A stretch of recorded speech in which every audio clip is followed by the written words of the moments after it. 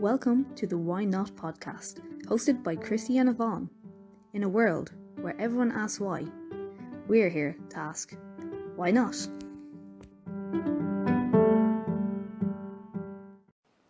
Hey everyone, my name is Yvonne and I'm 29. I'm a body positive feminist yoga teacher.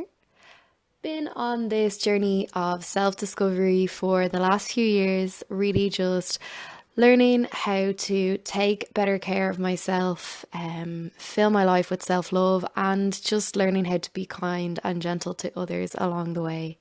I'm really interested in all things mental health and personal development. Hi, my name's Chrissy. I'm a personal trainer, gym enthusiast, and part-time equestrian. My goal here is to help people feel better about themselves by helping them strengthen their mindset and their body image. And I want them to be able to do things that they never thought they could believe possible. So if that sounds like something you want to do, I want to help you. Hi Chrissy, how are you doing? Brandon, how are you, Yvonne? I'm really good. Just had my couch nap. I'm jealous of your couch nap, not gonna lie. It was so good. Mark is working from home now, so I can't nap in our bed anymore because he works from our bedroom. So I've had to adapt, and now I nap on the couch. But like, it's I free roam where I nap right now. oh, that's the best. I do miss my bed naps, but it's okay. The couch is comfy. I leave Friends on in the background. Very cozy. All is well. Now, would you say you're feeling happy, Yvonne? Definitely, right now, yeah. See what I did there? Nice. Queen of the segue. Today, we're going to talk a little bit about happiness.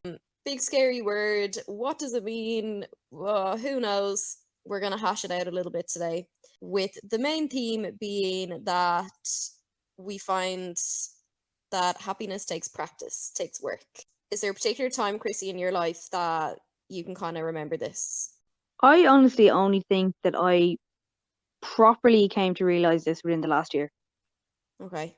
I would very much be of the, I think a lot of people believe happiness is a destination, and if you get this, if you get this, if you get this, you'll be happy, and then you get there and you're lying down. And I think I would have been one of those as well. It's like, I hate my job. When I get a new job, I'll be fine. I hate this, and I'll be fine. And it just wasn't happening. And then I started delving into more like mindset-based podcasts and all the stuff I would have thought was airy fairy. And then I was like, oh, actually, hold on a minute. I need to work on this. They're not just airy fairy. And from doing that and actually like doing stuff like, practicing gratitude, you realize actually, hold on, you do get like, you be happy with where you are and you're working towards stuff for different reasons, maybe. Yeah. What about you? What about yourself? Yeah, I think I get it now more, and actually that's the stuff that's making me happy. It's not like doing the stuff is gonna transcend me to a happy place. It's actually sitting down and doing the work. Yeah. And I've also found, I think as well, that like my happy place is kind of more like a level of content rather than like this like joyous like I'm so happy, oh my god, I'm gonna like shoot rainbows from my eyeballs, like like that happens, that comes and goes, I guess, in moments, just like I guess happiness is an emotion just like sadness or whatever, and all these things have a place. So you'll have your sad moment or your happy moment or your angry moment, whatever it is, and then it'll pass, as emotions naturally do. And hopefully what you're left with, or at least this is what I like to believe, is what you're left with is just kind of like a kind of neutral state of contentment rather than always trying to be up at the high level, because just like it doesn't feel good to be sad all the time, it doesn't feel good to be like happy all the time, in my opinion. Now, maybe that's wrong for a lot of people, but it works for me. That actually is really interesting the way you said that, the neutral level of content. I actually really like that. That's a good way of describing it, because like, yeah, you're right. You can't always be like, "Way, I'm so happy," because Yeah. like, you're human. And okay, I think there's a lot less people that might be like, "Way, I'm so happy all the time," than there are going to be like, "Way, I'm so sad all the time." But again, that's equally as bad. But I like that neutral level of content when you're just kind of you're watching telly, or you're working or something like that. Like you're all right with it. Do you know what I mean? You're not Exactly. like, Like there's gonna be moments where, happiness I think is more achievable when you are content with your life, and in general life is a good place to be. And then the little things are going to make you super happy. Someone makes you a coffee, you're like, dude, that's made my day. Thank you so much. Like, I'm delighted. And like, I think it's easier to reach happiness. Whereas if you're like down in the dumps all the time, super sad, and someone makes you the coffee, maybe it's going to bring you up to neutral rather than bring you up to, and equally, if something makes you sad, like if something really shit happens, and you're in this kind of neutral, content state, it might bring you down to sad a little bit. But if you were already sad and then a sad thing happens, you're going way down. Like, that's kind of the way I yeah. like to think of it on this like kind of scale. I know it's definitely more complicated than that, but that's the way I kind of like to think about it.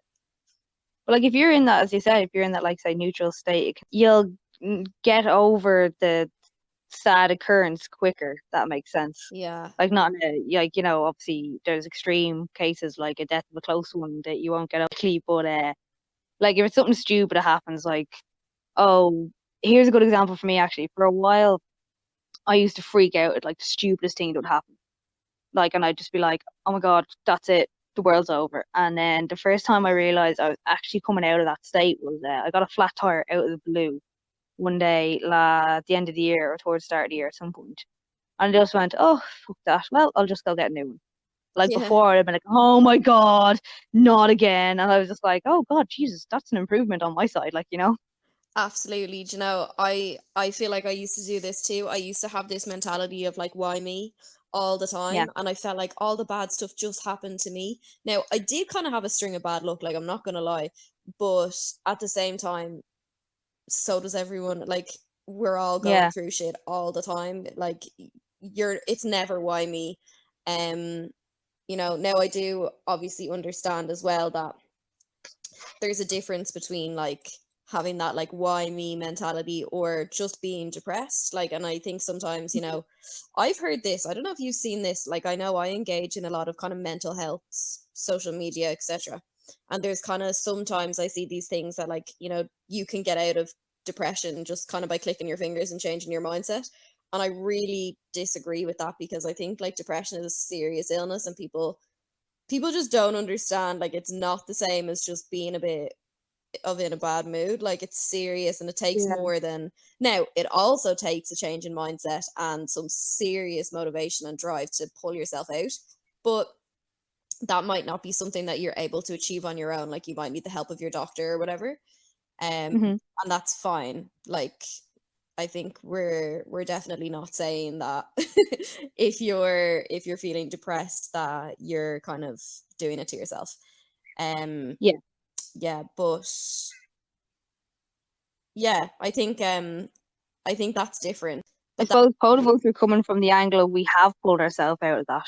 yes, yes. You know what I mean? Like you would have obviously you had I would say a lot more severe than me, but I would have had like I would say like seasonal affective came on me as well, but a lot of it was my environment and the environment I was creating, and by taking action on it I'm a lot better. Now I'm not perfect, obviously I have bad days too. Yes, and that's And normal. I have, but like it's as well the other thing about it as well is it's not something that if you practice it for a month you'll be perfect. No. You know? Lifelong practice. Mm.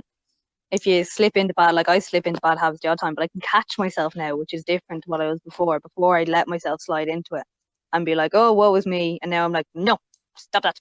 No, Chrissy, you're happy. Bad Chrissy. And tell me, what are some things that you do like to keep the practice going? Like, what are some practices that you've implemented in your life? I started doing the box breathing for a while. I still try to do that every morning now because I have gone a bit lazy with that. But that was kind of a byproduct during COVID. Definitely, I think challenging negative thoughts is a big one. Okay. So, like, say for instance, like, oh God, I hate my job. Well, at least I have a job. Sure, Oh, I yeah. didn't want to get up early today, but like, it's going to pay the bills. So like, there is times when I will get mad about stuff, but like before I'd be just like, yeah, and I'm like, well, I suppose if it's really that bad, I can do something about it.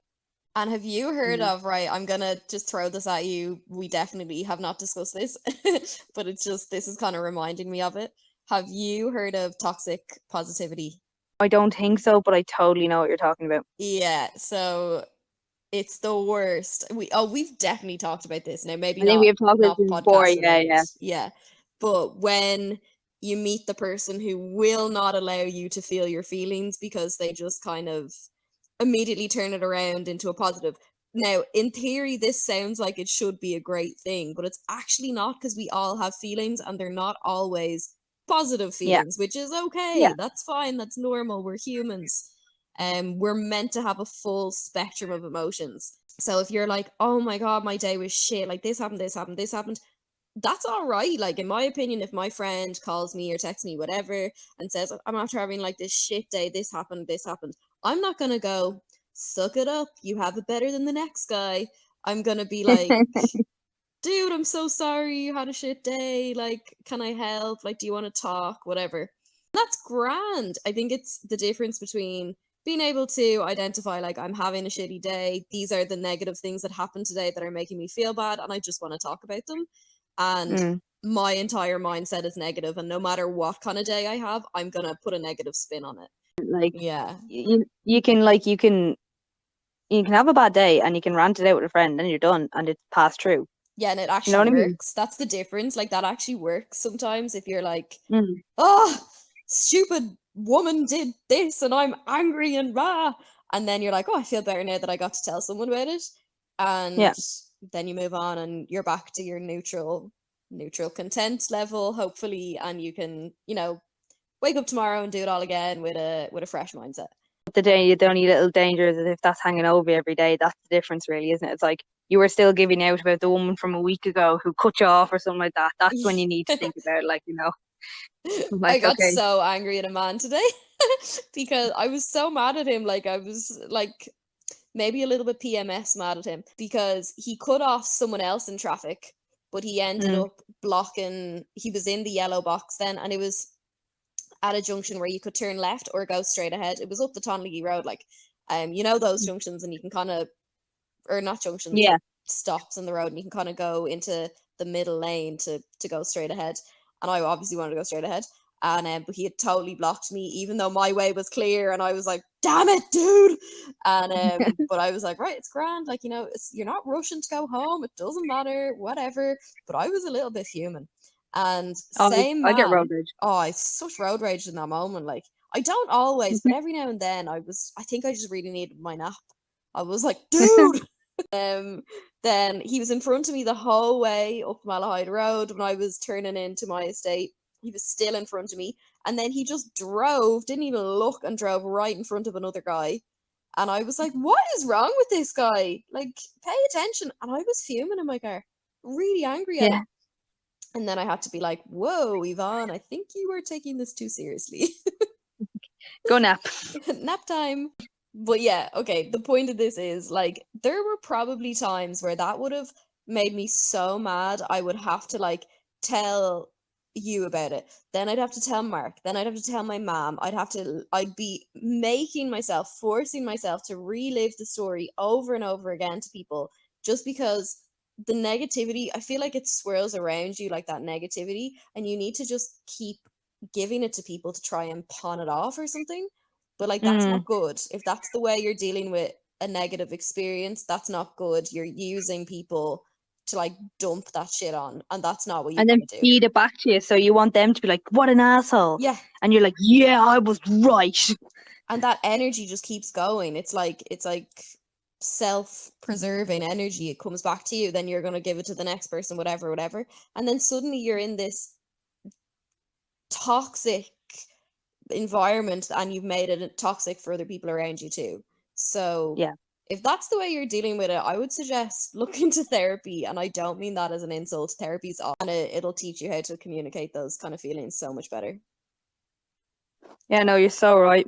Is there anything you would do yourself now that has helped you change your outlook and become a bit more happy or neutrally content?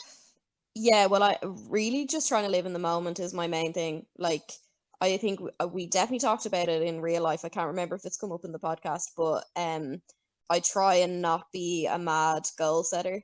Yeah. Just literally take it day by day. If I do set goals, they're very loose. I'm like, a general kind of goal, but like not like I want to be here by this date. I think those things work for some people and I've nothing against it, but just for my happiness, that doesn't work because I am a queen obsessor and I will obsess till the cows come home. So, yeah, I think just living in the moment, getting real close to nature. So, I love swimming in the ocean, taking walks. I love gardening. I love my flowers and my Yeah. plants, little things like that. Like I love just looking at bees and I don't care what anyone says. I genuinely get joy from just watching bees. Makes me really happy. So if I find a plant with lots of bees on it, I'm gonna stay there for a while. And I'm just gonna watch Fair. what's happening.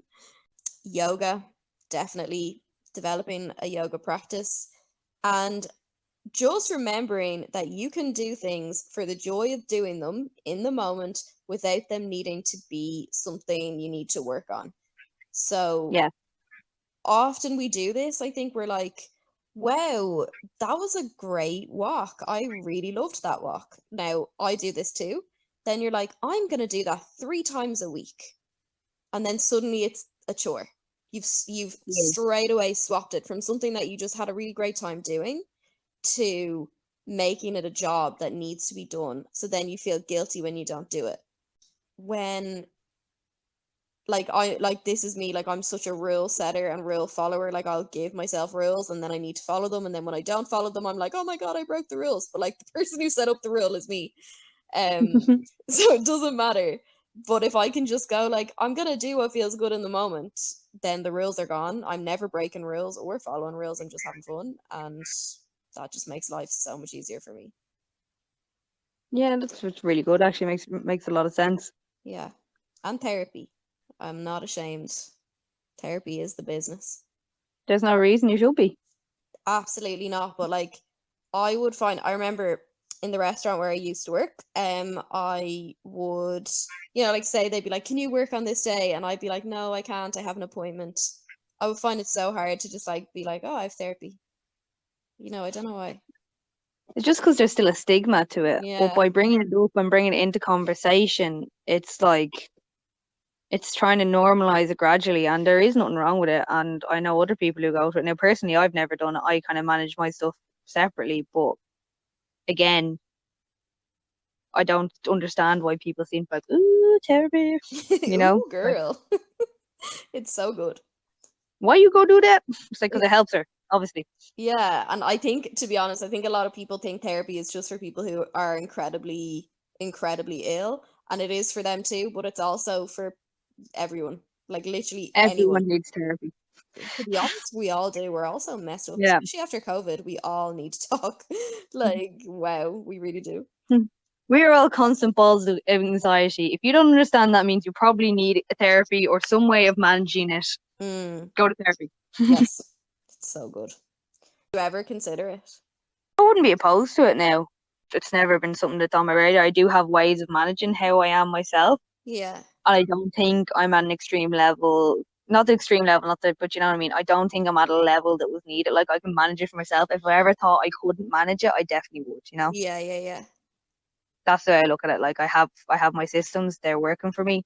If it came to the fact that they weren't working, I'd definitely have to look into it.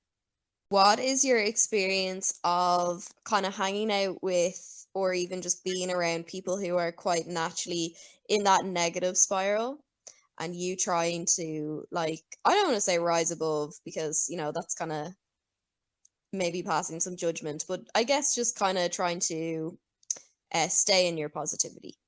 Suppose what happened to me before is say some of those do you know when you're in it with them you don't notice it. Yeah, for sure. And then you make the decision to change and then suddenly it becomes very apparent. And Mm. then one thing I've tried to do recently is like you do try to change a little bit or give hints, but they generally don't get it unless you blatantly try and hit them over the head with it. But Yeah. another thing I noticed recently, and it was from listening to one of Pat Davidi's podcasts, and do you ever find yourself you get kind of like almost aggressively defensive when you're talking to them about like how negative they're being. Like you're like, oh my God, I need to preserve my positivity. But Yes.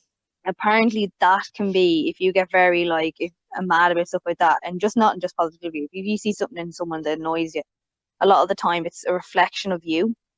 So you're getting really defensive, you know what I mean? So say for instance, like, okay, yeah, I'm better was than I was before.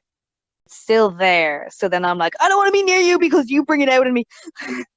Yeah, I So think we do that for sure. We kind of recognize traits in ourselves that we don't like in other people. like the saying is, if you point one finger, there's three pointing back at you. Yeah.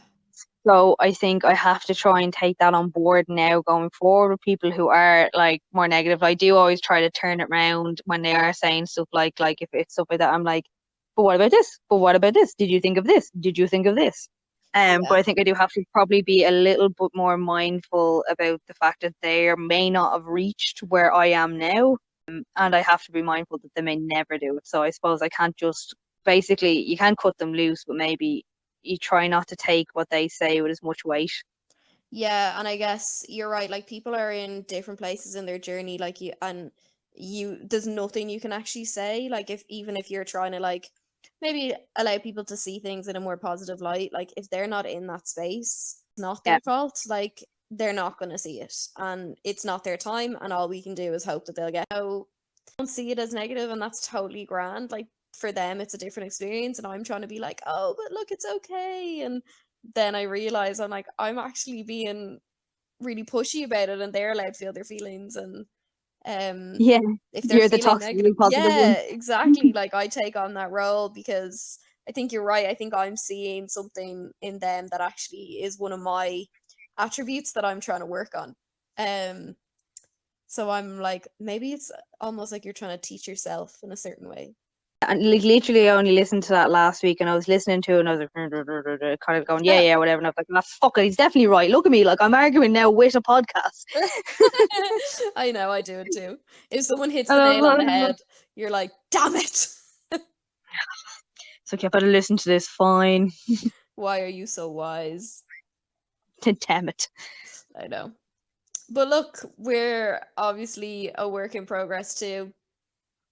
As we were Yeah, saying, it's all a practice. Um, no destination. We're never gonna reach a point ever where you're like, now I've cracked this life thing. I know how to do it. We're learning every day because there's more experience every single day. Every day you're gonna meet a new experience that's gonna teach you a lesson, and then that's gonna be part of the story of your life. And we're yeah, constantly changing, developing, adapting to get there. exactly. Yeah, it's so right though. And what are your views on like the idea of like practicing gratitude and stuff? What do you think about that? Oh, funny that you ask because I have a really weird opinion about it. Okay. Yeah. And I know it's proven that practicing gratitude helps people. Okay. And I Mm. know this. So I would never, ever tell someone not to do it because I know it's so important. And I do obviously experience gratitude every day. And like we always end yoga in gratitude and all of this. And it's brilliant. And I do try and feel it. But I have this weird kind of experience with it where when I was super anxious, like, and now when I say anxious, I mean, I would try and practice gratitude. It was always given to me as like a tool from therapists, doctors, everyone. Every book you read about anxiety, anything will all tell you practice gratitude. So I'd try like write down 5 things I was grateful for that day or whatever. And then each of those things that I'd written down, like say if I was like, I'm really grateful for Mark or whatever, then I Yeah. would be overcome with fear that I'd lose the thing that I was grateful for. Oh, Um, okay. Yeah. if the thing was I'm really grateful for my yoga practice, suddenly my brain would be like, you're gonna break both your legs and you're not gonna be able to practice it anymore. Oh, So no God. point being grateful for it. And it was so fucked, like, and I couldn't stop it. So I actually stopped practicing gratitude because my brain just does that to me. That shows the level of anxiety you were suffering. You know what I mean? Oh Jesus, I couldn't have a good thought. Anything that came in, my brain would twist it around and be like, here, have it back now that it's all messed up. So for me, I kind of have this negative experience with gratitude and it's made me I'm really well now. Like my mental health is really, really good now. Mm. But I still haven't gone back to practicing gratitude. Gotcha. Well, it will put you off, all right. Yeah. Now I'd love to, and there is loads of things I am grateful for. But I don't know, for me maybe it's just there's probably lots of like other super anxious people that are like, yes, totally get you, girl, been there. Because that's what my brain did. Like things that made me happy, it would twist them so that they no longer made me happy. Like, and Yeah, I was rotten. I can imagine. But we got through it. Yo. Exactly. One thing I thought about it was great when we first started doing it. Like now, it was a challenge I had to do, and you had to do something different every day, so you couldn't just pick the same thing. But like, it could be literally as simple as like, I'm happy for coffee, or Mm, I'm grateful for coffee, and I'm like, yeah. And then you just start appreciating the little things. You're like, I'm grateful for TikTok. You know, it's just mm. this little distraction a day. It doesn't have to be. I'm so glad I have a house over my head. I have a job. I have this, that, and the other. Like some of the things I'd be like, things I'm looking forward to today is like chatting to my guinea pigs. That is such a good thing to be grateful for. Yeah. Like your guineas, they're the bomb. Oh, they make lots of bombs. That they do. You're right, and it's such a powerful practice, and I know so many people that have found their life kind of transformed by gratitude journaling, or just even first thing in the morning, like just bringing their focus into even one grateful or one thing that they're grateful for or whatever. Yeah. Just have a weird thing Of course, yeah, about like you've had a bad experience with it, but you're also suffering as a like severe anxiety, so it didn't work for you, and it's not going to work for everyone. yeah. Um, I just found it very interesting how like that it could be just something so small. Like I'm grateful for my pajamas, Oh and yeah. like then you just like you know what, you ain't going to take away my pajamas.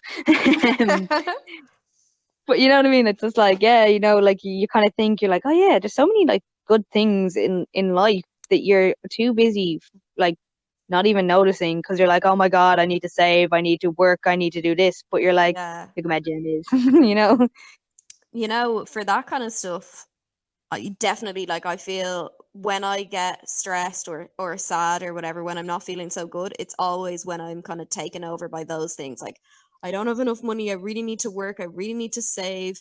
Um Mm, I don't know if this is gonna go the way I want to. I'm nervous about doing this, whatever. Like it's those kind of things. yeah, Kind same. of life responsibilities that we all need to do. But they just kind of get on top of you a little bit. What I try and Yeah, do now is to realize like I'm actually in control. You know, because I think it's that feeling that you're like, oh my God, someone else has control of my life right now. Like I have to go into a job and do all these hours, and then I have to do this, and then I have to do this, and then I only literally have an hour to myself in the evening, and in that hour I have to use that to plan my day for tomorrow, and blah blah blah. But then I realize, like, actually, I can choose whatever I want to do. Like, I yeah, really can. And if my choice is like I need to just stop and take a break, like that's an option. And I've taken that option so many times, and I understand the pressure to keep going. I understand so much the pressure that people have to like support their families or whatever it is, or to kind of keep face if they don't want people to know that they're suffering or whatever. But hmm just for anyone, like if you're listening and you are kind of going through any of that, like just know that it is okay to call into work and say, I need a day or I need a week or whatever. And I know it might seem impossible, but it's not.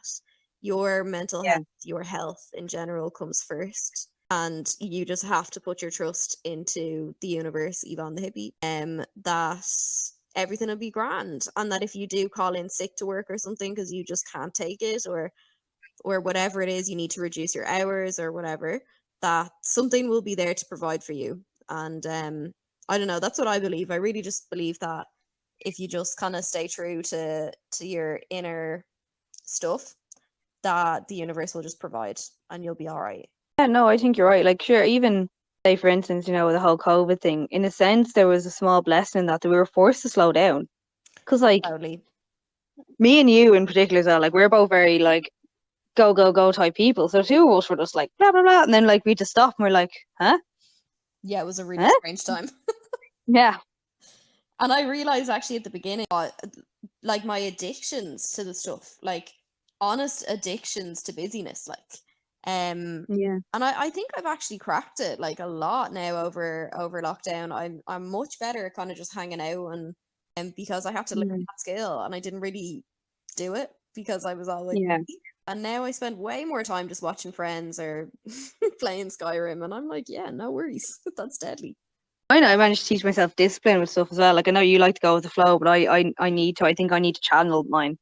It just works better for me when it is planned stuff. But now I'm like, I'm gonna take some of this stuff for myself, and I'm not just going to fill every hour at work. Like even coming back, and I was like coming back to one job. I was like, nope, I am doing one shift a week with you guys, and I could have taken probably second, but I went, no, I'm not doing that anymore. I don't need to do that. I actually don't need to do it. No. So I didn't. You more importantly need to spend time like with Peter, with yourself, whatever, just like doing stuff that is just for you, like not training, nothing like that. It's just literally relaxing. We genuinely don't do enough of it. Like, Yeah, I'd say you would have been the same as me. Is like there was a good portion when me and Peter first moved in together. Like I'd see him, I wouldn't see him pretty much for a couple of days. Like we'd go to sleep together. That's about it. Like he'd already be in bed, or I'd be yeah. gone in the morning, and it's just like, yeah. So see you next Thursday. Yeah, totally. Like me and Mark have absolutely different schedules, completely different schedules. Now I've managed with a little bit of shifting around, I've managed to kind of get our some time off together, which we never really Mhm. had. So I always used to work the weekends and blah blah blah. But and I had to make sacrifices to my income to do it. Yeah. So also look, I understand you know, some people might be saying, oh, well, I can't do that because I have like to feed a whole family and all that stuff. I understand. And look, I don't have massive responsibilities. I pay my rent and my bills and my car, etc. That's it. But like I've no kiddies to feed or anything. But yeah, I had to take a pay cut to do it, to have that little bit of time off, because I had to give up on a job. But I'm just putting it out there that something else will come back to me and something else will work, and I'll find work elsewhere. Like for example, today I started my very first kind of Inferno class. I helped Chrissy Mm. coach, which was I did super very well. fun. Kind of scary, but super fun.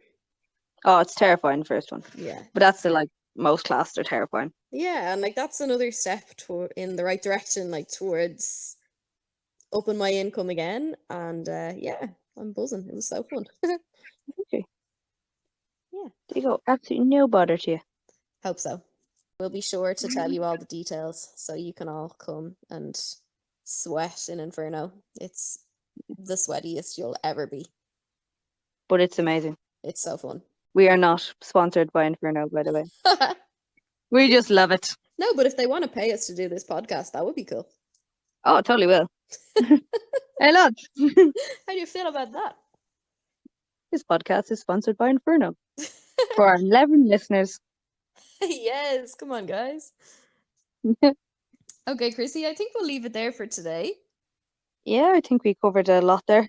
Yeah, definitely. So, as always, thank you for the chats. And thank you. No problem. And thanks to all the listeners for tuning in and engaging with our social media. We have an Instagram just for the podcast, so that handle is y.notpodcast. I am also on Instagram at Yvonne_Hegarty_yoga. And now I am the proud owner of a TikTok account. So if you want to follow me there, I'm posting body positive stuff. So I'm just like shaking my belly rolls and that kind of thing. You can find me at Yvonne Hega, I believe. If I'm wrong, I'm sorry, but I think that's my handle. Chrissy, tell us where we can find you. So I am also located on Instagram at Chrissy H Fitness. So that's CHRISSY H, and then fitness is the word. And yes, you'll also find me on TikTok, not doing body positive stuff, but I am making a tit myself all the time. So it's just as fun, but without any good, nice, valid point to it. And I am Chrissy H Fit there. I just got rid of the S. Great. I'm cool. So thanks. So Feel free to get in touch if you have any questions or suggestions for us. We would love to hear from you. And just sending you out loads of peace and love. peace out, hippies. Bye, everyone.